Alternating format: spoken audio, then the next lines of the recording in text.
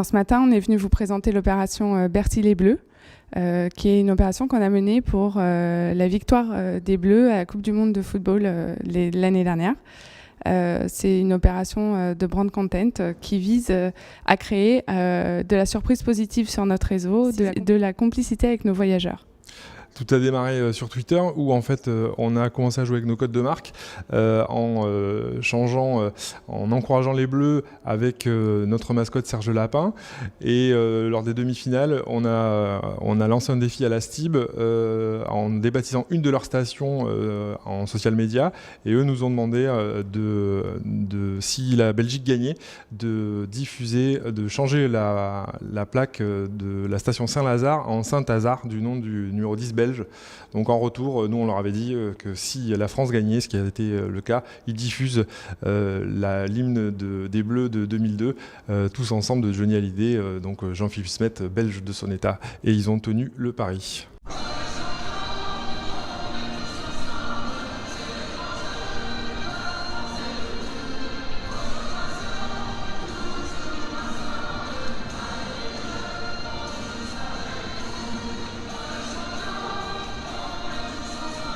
On n'avait pas de brief, on avait juste une intuition qui était qu'il fallait être présent sur cet événement, puisque c'est un événement mondial, populaire, qui rassemble beaucoup de nos voyageurs.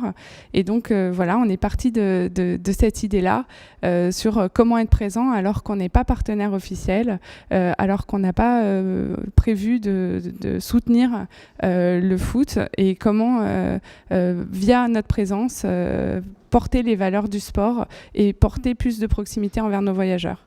Et du coup, pour la finale, en fait, on a décidé de débaptiser 6 de nos stations phares pour les transformer entre Notre-Dame-des-Champs, en Notre-Didier-des-Champs, en Charles de Gaulle 2 étoiles, en Nous avrons gagné, en Bercy les Bleus évidemment. Donc ça s'est fait en 2 jours, un jour de fabrication des plaques des stations et une nuit de pause de 1h15 à 5h45, et pour que nos voyageurs découvrent le lendemain de la victoire des Bleus, au petit matin, que 6 stations avaient changé de nom pour rendre hommage à cette belle victoire et ces 2 étoiles. En une nuit, on a changé 6 plaques de stations de métro, ce qui fait que le matin, nos voyageurs ont découvert ça, ils se sont venus faire prendre en photo, on s'est retrouvés dans une espèce de folie avec plus de 1140 retombées presse, avec l'ouverture du JT de TF1, l'ouverture du JT de France 2. On a transporté les Bleus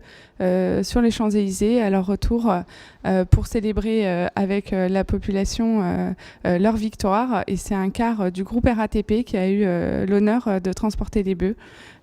Donc la boucle était bouclée, on avait été doublement présent sur cet événement sans en être partenaire. On n'est pas accompagné par une agence, on l'a fait avec des moyens créatifs, conception en interne et fabrication. Hein, les plaques, elles sont fabriquées chez nous.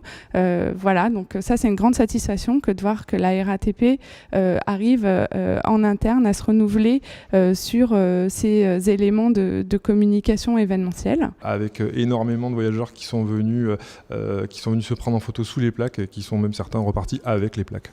Ce qui est incroyable, c'est de voir comment une idée qui naît dans un bureau est portée après de façon mondiale, puisque CNN, le JT de TF1, etc., en ont fait leur ouverture en venant filmer nos stations.